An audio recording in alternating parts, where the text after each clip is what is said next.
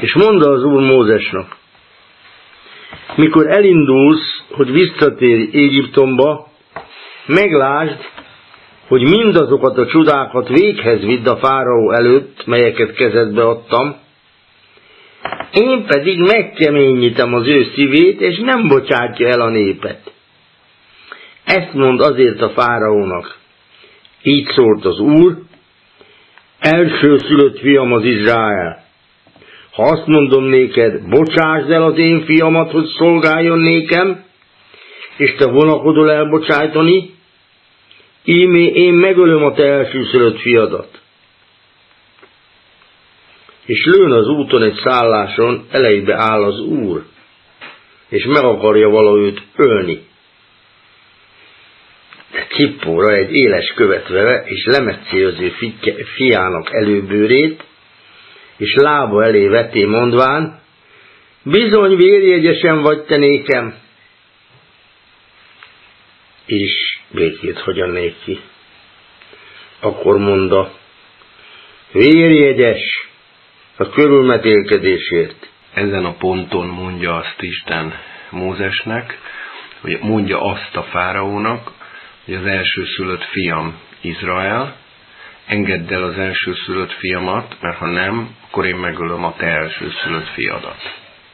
És amikor ezt az üzenetet mondja Mózesnek, hogy ezt mondja majd a fáraónak, azon az éjszakán útközben az Úr odaáll és meg akarja ölni a Mózes elsőszülött fiát, a Gersont.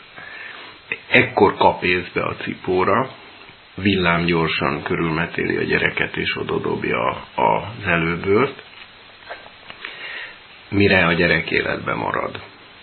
Hogy pont akkor, amikor azt mondja neki, hogy mondd azt a fáraónak, hogy az én elsőszülött fiam az Izrael, engedd el az elsőszülött fiamat, mert különben én megölöm a te elsőszülött fiadat, azon az éjszakán Isten megtámadja a próféta elsőszülött fiát, és meg akarja ölni. Ez nagyon megrázó, hogyha így végig gondolod. És nevető, igen. És a gyerek csak a körülmetélés által úszta meg a halált. És hát ilyenkor mindig föl szokták tenni a kérdést, hogy miért akarta megölni. Amikor egy profétának egy kemény üzenetet át kell adnia, mert az elég kemény üzenet, hogy engedd el a népet, mert különben megölöm az elsőszülött fiadat a fáraó felé, hogy akkor a profétának át kell élnie bizonyos mértékig azt az állapotot, amiben, tehát érzelmileg, amiben az fog kerülni, akinek ő szólni fog. A bibliai profétáknál egy általános elv, hogy a saját sorsukban megélik az üzenetüket, néha rendkívül drámai módon, ami azt jelenti, hogy hát nem élvezett számukra, amit csinálnak, mert nehéz ezt megfogalmazni, talán úgy fogalmaznék, hogy a bibliai próféta soha nem erkölcsi felsőbbrendűségből inti meg azt, akit megint. Isten minden alkalommal gondoskodik arról, hogy a próféta ne érezhesse magát erkölcsileg magasabb rendűnek annál a bűnösnél, akihez szólni fog. És ez mindig úgy történik, ez később is látszik az összes profétáknál, ez valahol tetten érhető a tevékenységükben, vagy az élettörténetükben, hogy először mindig ők kerülnek nehéz helyzetbe Istennel, és miután ők átmennek a magán életükben, vagy hogy mondjam, a kicsiben a dolgon, utána tudják az üzenetüket elmondani a közösségnek, vagy annak, akinek az szól. Jónásnak például a feladata volt, hogy egész Ninive számára megtérést hirdessen, de először neki kellett megtérnie, mert ő azonnal el akart menekülni, most hagyjuk, hogy miért az üzenet elől, miután ez nem sikerült, a Cethal lenyelte, ott stb. Keresztül ment mindenen, megtért, és utána ment Ninivébe, és úgy mondta, hogy Ninivének meg kell térnie, hogy ő neki erről volt személyes tapasztalata. Ezékiel az egyik legdrámaibb történet, hogy ezt azt hiszem már mondtam is máskor, hogy azon a napon, amikor Nabukodonozor babiloni király hadseregei körülveszik Jeruzsálemet, ami a teljes pusztulásával és a templom pusztulásával fog járni, azon a napon Ezékiel profétának meghal a felesége. És azt mondja neki Isten, hogy ma megkezdte Nabukodonozor Jeruzsálem ostromát, úgyhogy estére meghal a feleséged, és még csak nem is gyászolhatod meg. Nem is viselkedhetsz úgy, mint akit csapás ért. Ugye a dolog kódja itt is megvan, mert Ezékiel proféta könyvében 2 helyen is le van írva, vagy talán még több helyen, hogy Isten Jeruzsálemet tekintette úgy, mint a feleségét, és amikor Jeruzsálem ostroma megkezdődik, akkor a proféta felesége meghal. Mert a profétának át kell élnie azt, amit Isten átél. Illetve át kell élnie azt, tehát bele kell tudnia érezni abba, amit például az a nép fog átélni, akivel ő lehet, hogy végtelen szigorúan beszél, de mindegy, szóval visszakanyarodva, nem akarom sokat szaporítani a szót. Például Jézus, még egy példát mondok, Jézus jön le az olajfák hegyén, és meglátja Jeruzsálemet, és azt mondja, hogy jaj neked, mert nem ismerted meg a meglátogatásod napját, és ezért hadseregek jönnek, és körülvesznek, és letaposnak, és elpusztítanak téged. De mindezt, Lukács evangéliumában van leírva, mindezt sírva mondja el.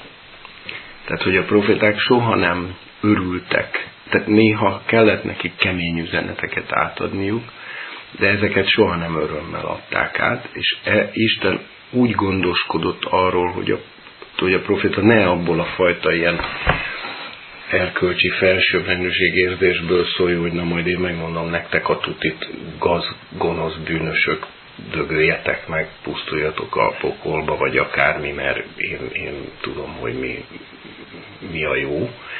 Tehát ez az igaz profétának soha nem ez az attitűdje, hanem mindig az, hogy sírva figyelmezteti az embertársait arra, hogy azért ne csináljátok ezt a dolgot, mert én tudom, hogy ez milyen. És itt a Mózesnek át kellett mennie azon, amin a fáraó fog átmenni. Hogy az Isten meg fogja ölni az elsőszülött gyerekedet. És ezt valahogy neki meg kellett élnie. Én csak azt akarom még megkérdezni, hogy mit jelent az, hogy vérjegyesen vagy te nékem, és vérjegyes a körülmetélkedésért? Azt hogy értendő? Vérszövetséges. Ugye a Bibliában mindig minden szövetség vérrel van kötve. Vér nélkül bibliai értelemben vett szövetség nincsen. Értem. És itt ugye az a vér, ami a körülmetélkedéskor kifolyik, az Isten és az Izrael közötti szövetségnek a vére. Ugye Jézus mondja később az utolsó vacsorán, amikor körbeadja a porrat, hogy ez az én vérem, az új szövetség vére. Tehát a bibliai gondolkodásmódban minden szövetségnél történik vérontás, és minden szövetség vérrel van megpecsételve. Valamiképp ez azt fejezi ki, hogy az életük teljesen le van téve a másikért, tehát hogy oda van adva a másikért. Ugye a vér az életet. Hát, hogy nagyon csacska a kérdésem, de képviselem mindazokat a csacskákat, akik ezt hallgatni fogják még, és ha én bennem fölmerül, akkor talán bennük is fölmerül. Te mivel magyarázod, hogy most már nem először elég jól kivehető, ha szabad ilyet mondani, az Úr arcéle, érzelmi értelemben minden esetre, hogy itt egy halkan szenvedélyes és egy szenvedélyesen szerető lényről van szó, aki nagyon kemény tud lenni annak az érvényesítésében, amit kvázi követel attól, akibe mondhatni szerelmes, és akinek a szerelmét követeli. De akkor hogyan nevezhető, ha ezt megértette? A kérdés, tehát felfogta az elmúlt 5000 év zsidósága, hogy Isten ilyen viszonyban van vele, vagy ez csak a új szövetség óta a katolik keresztény prédikátoroknak nem katolikus keresztény prédikátoroknak a felfedezése, hogy Isten ilyen, mert hogyha mondjuk tudta a tradíció számára mondjuk egy magától értetődő tény, hogy az örökkévaló ilyen viszonyban van velük, akkor fölmerül a kérdés, és ez az igazi kérdésem, hogy lehet az isteni jelzőket összeegyeztetni ezzel a szélsőséges szenvedélyességgel. Mert ugye a mindenható, örökkévaló, szent, és nem tudom, nagyon sok állandó jelzője van Istennek, a hétköznapi tudat számára nem összeférhető avval, hogy valaki még aznap meg akarja ölni azt, akit az egész nép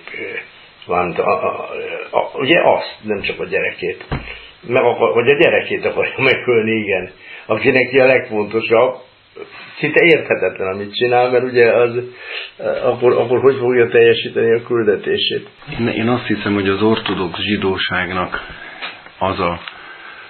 tehát a mai ortodox zsidóságnak az a jó értelemben mondva kemény magva, amelyik a dolgot nem csak a vallásosság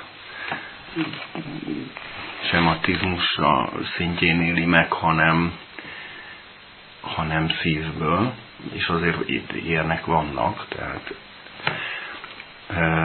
én azt gondolom, hogy ők ezzel teljesen tisztában vannak, és mindig is tisztában voltak azok, akik ezt így élték meg, és ebben az egész judaizmusban újra meg újra nemzedékről nemzedékre egyfelől ennek a szenvedélynek a tudatosítása, tehát az Isten részéről való szenvedélynek is megvan a tudatosítása, másrészt pedig ez megvan a zsidóság eme magvának az irányából Isten felé is, tehát egy ugyanilyen szenvedélyes szeretet. Tehát az imában a kavvána fogalma, ami az imában központi jelentőségű ragaszkodás, ilyen oda tapadást jelent egész pontosan, összetapadást, vagy már egyesülést, tehát például az, hogy imádkozni úgy kell egy zsidónak, hogy minden mondatát annak, amit mond, 100%-osan át kell, hogy élje. Egyetlen szó nem hangozhat el úgy, hogy csak úgy kijött, hanem benne kell, hogy legyen az egész lénye, az egész személyisége, ez a káváná, és ezt tekinti például a mai ortodox zsidóság is az ima legfőbb lényegének. Gyakorlatilag nem tekintik az imát elhangzottnak, hogyha nem így hangzott el. Tehát az ember oldaláról is megvan ez a szenvedélyesség, és az Istennek és az Izraelnek a kapcsolata, az egy végtelenül szenvedélyes kapcsolat. A vérjegyesség fogalma és egyáltalán a vér szerepe az archaikus Izrael szimbolikájában és szentségi rendjében épp úgy, mint ennek a szörnyűsége kapcsán szeretnék kérdezni valamit. Nem gondolod, hogy a zsidóságot összetartotta és összetartaná ma a világon 2016-ban pusztán az a tény, hogy ők mint zsidók az állandó kirekesztettség, illetve megkülönböztetés állapotában kell, hogy éljék az életüket, akár akarják, akár nem. Hogyha annyiban volnának a zsidók, amennyiben zsidók, ahogy mondani szokás, nem is ők mondják, rájuk mondják, hogy ezek zsidók, és utána mondanak mindenféle, nagyon ritkán kedvezőt, sokkal gyakrabban életveszélyes fenyegetéseket. Ez nem tartaná össze hatékonyabban és igazabbul, gyakorlatibban, mégpedig úgy, hogy és ezután az volna az élő tanítás, amelyik a zsidóságotnak a kezébe például a hit az eredeti parancsolatokból mind azt a kezébe adná, amivel saját magát és a zsidóságot, ahogy mai nyelven, mentálhigiénés, gyakorlati, egészség, jogi, mindenféle értelemben a törvény, azoknak a törvényeknek, amelyeknek még van közük a hétköznap valóságához, és biztos rengetegnek, de nem mind a 613-nak, hanem csak azok. Még azt is el tudnám képzelni, hogy volna egy olyan testület, egyfajta Sanhedrin-szerűség, amely kihirdetné, hogy olyan idők jönnek, hogy most még van olyan 5 parancsolatunk, aminek a betartása nélkül nem fogunk túlélni. Eddig nem tartottuk be, de most mindenkinek be kell tartani, ezt üzenjük. Ez olyan volna tulajdonképpen, mint a Szabad Európa, csak a zsidóknak üzennének a világon mindenütt, hogy mit kell tenniük ahhoz, hogy zsidók, hogy megmeneküljenek. Hogyha most mondjuk Izrael államában bevezetnék a Tórát, akkor idegenvezető buszsofőr és egyebek a turistákat szombaton nem szállítgathatnák ide-oda városnézésre, és akkor mondjuk nem beszéltem még arról, hogy elnézést, ha valakinek botránkozást okozok, de hát ott, ha a Tórát most bevezetnék, akkor az első dolog az lenne, hogy le kéne dózerolni az összes muszlim, sőt katolikus kegyhelyet is az ország területén, hiszen nem lehet ott más, csak az Izrael istenének a tisztelete, és különösen nem képeknek, meg szobroknak a tisztelete. Erre a Tatár Gyuri egyszer röviden annyit mondott, mikor mondtam neki, hogy Gyurikám, most már rá kéne tartanotok a Tórát, akkor erre azt válaszolja, hogy nem értett Tibor, hogyha még tartanánk a Tórát, azonnal elkezdődne az apokalipszis. És ez így van. Ugyanis ha Izrael állama ma hirtelen, vagy akár csak az Izrael államában többségében lévő zsidók ma a Tórát elkezdenék megtartani, méghozzá nem is hamisított formában, hanem tényleg a Tórát úgy, ahogy az van, az néhány napon belül világháborús helyzethez vezetne, ami egészen biztos, hogy atomháborús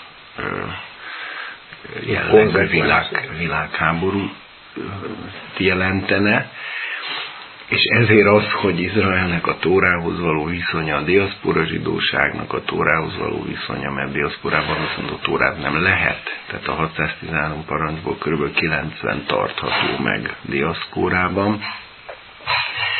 A 613 megtartható lenne a Szentföldön, de ha erre most az Izrael népe elkötelezné magát, akkor egy hét múlva már az Amerikai Egyesült Államok hadserege is Izraellel szemben állna föl, és nem mellett. És a templom hiánya miatt még egy csomót nem lehetne...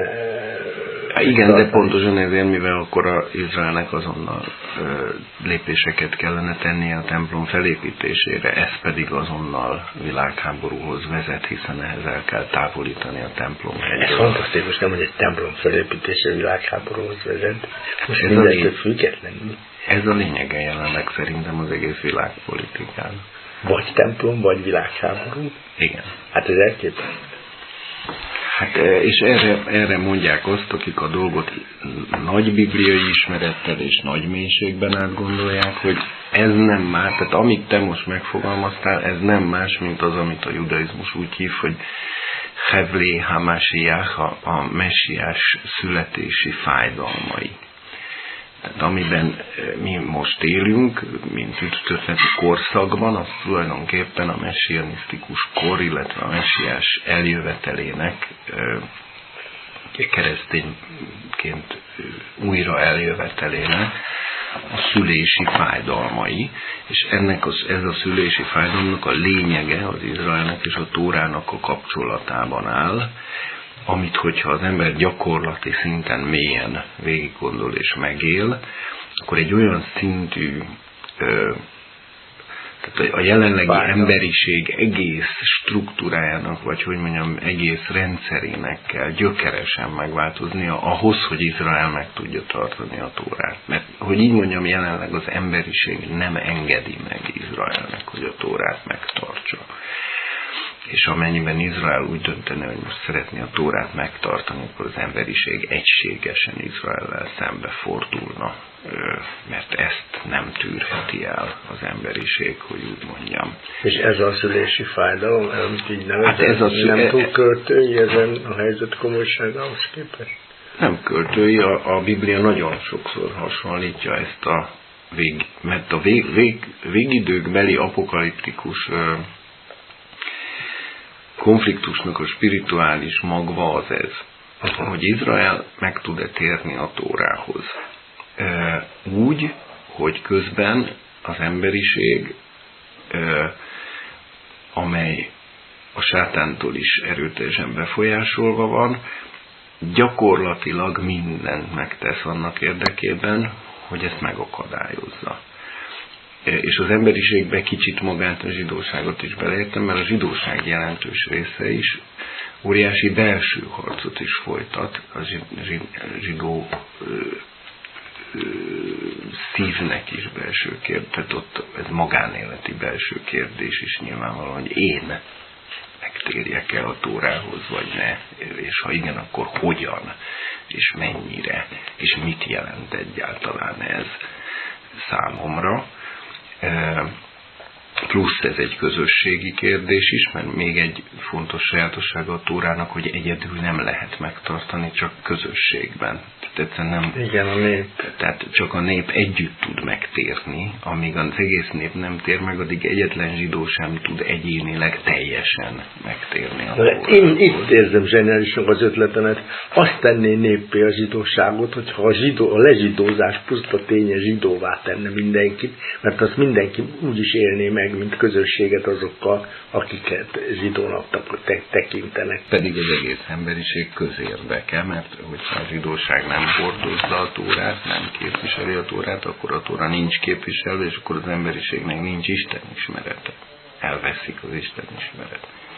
Na de hát azt mondom, mindenki ellene van, hogy a Tóra érvényesüljön, vagyis hogy nem mindenki, de hát a világ többsége mindent elkövet, hogy ne érvényesüljön. Igen. És ennek ellenére képviselni kellene a zsidóknak, mint a szolgájának ennek az érvényét mindannyiukra. Hát igen.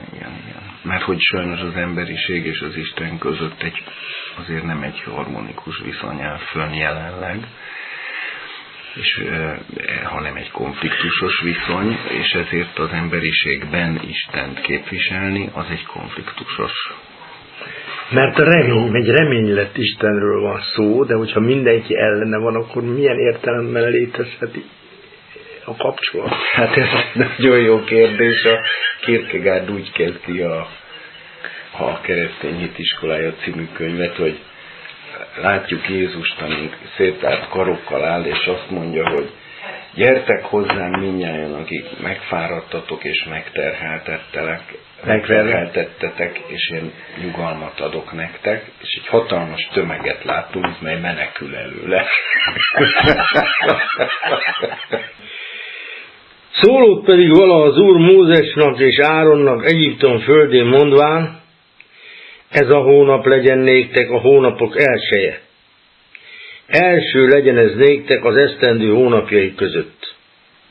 Szóljatok Izrael egész gyülekezetének mondván, e hónap 10-én mindenki vegyen magának egy bárányt az atyáknak háza szerint, házanként egy bárányt. Hogyha a háznép kevés a bárányhoz, akkor a házához közelvaló szomszédjával együtt vegyen a lelkek száma szerint. Kit ételéhez képest számítsatok a bárányhoz. A bárány épp, hím, egy esztendős legyen. A juhok közül, vagy a kecskék közül vegyétek. És legyen nálatok őrizet alatt e hónap 14. napjáig, és ölje meg Izrael községének egész gyülekezete estennel. És vegyenek a vérből, és azokban a házakban, ahol azt megeszik, hincsenek a 2 ajtófélre és a szemöldökfára. A húst pedig egyék meg azon éjjel, tűzön sütve, kovásztalan kenyérrel, és keserű hüvekkel egyék meg azt. Ne egyetek abból nyersen vagy vízben főtten, hanem tűzön sütve, a fejét lábszáraival és belsejével együtt. És ne adjatok belőle reggelre, vagy ami megmarad belőle reggelre, tűzzel égessétek meg. És ilyen módon egyétek azt meg, derekaitokat fölevezve, sarujtok lábaitokon, és pálcáitok kezetekben, és nagy sietséggel egyétek azt, mert az Úr pászkája az. Mert által megyek Egyiptom földén ezen éjszakán, és megölök minden elsőszülöttet Egyiptom földén az embertől kezdve a baromig, és Egyiptom minden istene felett ítéletet tartok. Én az Úr. És a vér jelül lesz néktek a házatokon, amelyekben ti lesztek, és meglátom a vért, és elmegyek mellettetek, és nem lesz rajtatok a csapás veszedelmetekre, mikor megverem Egyiptom földét. És legyen ez a nap néktek emlékezetül, és ünnepnek szenteljétek azt az Úrnak nemzetségről nemzetségre. Örök rendtartás szerint ünnepeljétek azt. 7 napig egyetek kovásztalan kenyeret, még az első napon takarítsátok el a kovászt házaitokból, mert valaki kovászost elindít az első naptól fogva a 7. napon, az olyan lélek irtassék Izraelből. Az első napon pedig szent gyűléstek legyen, és a 7. napon is szent gyűléstek legyen. Azokon semmi munkát ne tegyetek, egyedül csak ami eledelére való minden embernek, azt el lehet készítenetek. Megtartsátok a kovásztalan kenyér ünnepét, mert azon a napon hoztam ki a ti seregeiteket Egyiptom földjéről. Tartsátok meg hát a napot nemzetségről nemzetségre örök rendtartás szerint. Az első hónapban, a hónapnak 14. napján estve egyetek kovásztalan kenyeret. A hónap 21. napjának estvéig. 7 napon át ne találtassék kovász a ti házaitokban. Mert valaki kovászost elindít, az a lélek kiirtatik Izrael gyülekezetéből, akár jövevény, akár az ország szülöttje legyen. Semmi kovászost ne egyetek. Minden lakóhelyeteken kovásztalan kenyeret egyetek. Előhívott tehát Mózes Izrael minden véneit, és mondá nékik, fogjatok és vegyetek magatoknak bárány családaitok szerint, és öljétek meg a pászkát. És vegyetek egy kötés izsópot, és mártsátok a vérbe, amely az edényben van, és sincsétek meg a szemöldök fát, és a 2 ajtó felett abból a vérből, amely az edényben van. Ti közületek pedig senki sem menjen ki az ő házának ajtaján, reggelig. Mikor által megy az Úr, hogy megveri az Egyiptom belieket, és meglátja a vért a szemöldök fán, és a 2 ajtófélen, elmegy az Úr az ajtó előtt, és nem engedi, hogy a pusztító bemenjen öldökölni a ti házaitokba. Megtartsátok azért ezt a dolgot, rendtartás gyanánt, magadnak és fiaidnak mindörökre. És mikor bementek a földre, melyet az Úr áld néktek, amint megmondotta vala, akkor tartsátok meg ezt a szertartást. Mikor pedig a ti fiaitok mondandják néktek, micsoda ez a ti szertartástok? Akkor mondjátok, Pászka áldozat ez az Úrnak, aki elment az Izrael fiainak házai mellett Egyiptomban, mikor megverte az Egyiptom belieket, a mi házainkat pedig megoltalmazta, és a nép meghajtá magát, és leborula, és menének, és úgy cselekedének az Izrael fiai, amint megparancsolta vala az Úr Mózesnak és Áronnak, úgy cselekedének. Lőn pedig éjfélkor, hogy megölt az Úr minden elsőszülöttet Egyiptomnak földjén, a fáraónak elsőszülöttétől fogva, aki az ő királyi székében ül vala, a tömlöcbeli fogolynak elsőszülöttéig, és a baromnak is minden első fajzását. És fölkelt a fáraó azon az éjszakán, és mind az ő szolgái, és egész Egyiptom, és lő nagy jajgatás Egyiptomban, mert egy ház sem volt, melyben halott ne lett volna. És hivatá Mózest és Áront éjszaka, és mondta: keljetek fel, menjetek ki az én népem közül, mind ti, mind Izrael fiai, és menjetek, szolgáljatok az Úrnak, amint mondtátok.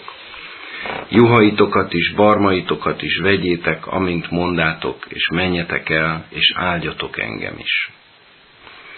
És az egyiptombeliek erősen rajta valának, hogy a népet mentül hamarább kiküldhessék az országból, mert azt mondják vala, minnyájan meghalunk.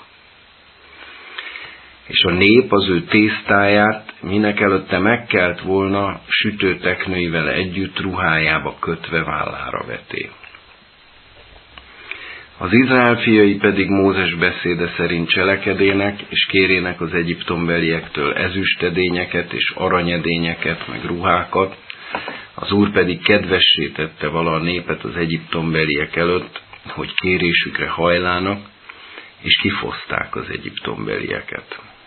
És elindulának Izrael fiai Rameszeszből Szukkótba, mintegy 600 000 gyalog, csupán férfiak a gyermekeken kívül. Sok elegy nép is ment fel velük. Jú is, szarvasmarha is, felette sok barom. És sütének a tésztából, melyet Egyiptomból hoztak, kovásztalan pogácsákat, mert meg nem kelhetett, mivel hogy kiüzetének Egyiptomból, és nem késhetének, és még eleséget sem készítének maguknak. Az Izrael fiainak lakása pedig, amíg Egyiptomban laknak, 430 esztendő volt. És lőn a 430 esztendő végén, lőn pedig ugyanazon napon, hogy az Úrnak minden serege kijöve Egyiptomnak földjéről. Az Úr tiszteletére rendelt éjszaka ez, amelyen kihozta őket Egyiptom földjéről. Az Úr tiszteletére rendelt éjszaka Izrael minden fiai előtt nemzetségről nemzetségre.